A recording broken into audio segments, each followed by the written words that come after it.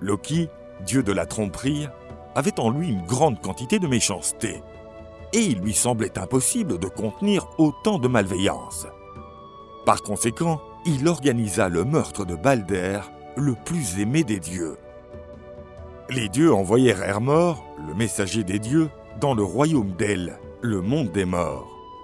Le but était de faire revenir son frère Balder dans le royaume d'Asgard. Hermor reçut une bonne nouvelle. La déesse El souhaitait faire revenir Balder au royaume des dieux Asir, mais uniquement si tous les êtres pleuraient la mort du dieu et souhaitaient son retour. Les dieux furent ravis d'entendre cela, car Balder était apprécié de tous. On fit appel à tous les êtres pour qu'ils confirment leur désir de ramener à la vie le dieu tant aimé. Tous réitérèrent leur désir de revoir Balder.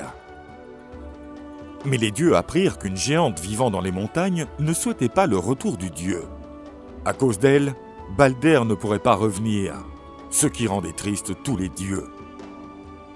Mais il ne fallut pas longtemps avant que les dieux ne découvrent que la géante sans cœur n'était en fait que Loki sous un déguisement. Loki avait déjà commis tous les actes de méchanceté possibles et inimaginables, mais ce fait plus récent outrepassait les limites de la patience des dieux. Les Asgardiens atteignirent un consensus. Loki devait être puni. Loki échappa à la colère des dieux et se cacha dans les montagnes, près d'une source où nageait un saumon. Loki prit la forme d'un saumon et se mêla aux poissons pour ne pas être retrouvé par les dieux. Odin, père de toutes choses, avait la capacité de percevoir le monde entier depuis son trône. Il découvrit rapidement la cachette de Loki. Le dieu farceur savait bien que les dieux finiraient par trouver sa cachette. Et il réfléchit à la façon dont il s'y prendrait pour le capturer. Envisager l'unique utilisation d'un appât et d'un hameçon reviendrait à sous-estimer l'intelligence des dieux. Loki s'interrogea et découvrit une série de cordes susceptibles de former un filet capable d'attraper un poisson. Loki, assemblant ses instruments, créa le tout premier filet de pêche. Après avoir compris comment l'utiliser, il trouva des stratégies pour s'échapper des filets. Voyant les dieux approcher, Loki lança le filet dans le feu et replongea dans l'eau. Les dieux virent Loki sauter dans la rivière, mais ils ne savaient pas comment le capturer. Kvasir retrouva des traces du filet, qui ne s'était pas entièrement consumé, et il comprit la fonction de l'invention de Loki. Les dieux produisirent plus de filets afin de les utiliser pour capturer le farceur. Loki essaya de s'échapper de toutes les façons face aux nombreux filets lancés par les dieux. Parfois, il sautait même en dehors de l'eau. Thor se dit que si un ours savait attraper des saumons au vol, alors lui aussi en était capable. Quand Loki, sous la forme d'un poisson, jaillirait de l'eau une nouvelle fois, Thor serait prêt à l'attraper. Loki fut saisi par Thor et entraîné par les dieux vers une grotte, où il recevrait la punition tant méritée.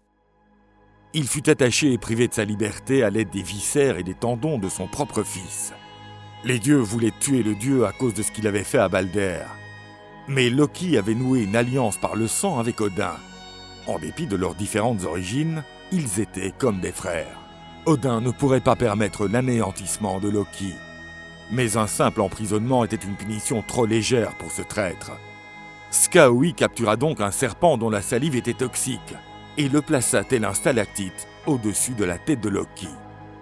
Lorsque le serpent salivait, son venin tombait sur le traître, lui brûlant la peau et provoquant une douleur effroyable.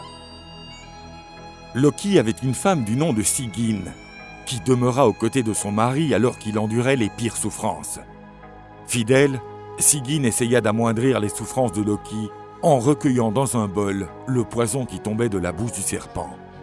Au fur et à mesure que le temps passait, le bol se remplissait et Sigyn allait le vider. Lorsque ce moment arrivait, le poison tombait à nouveau sur la peau de Loki et il criait de douleur.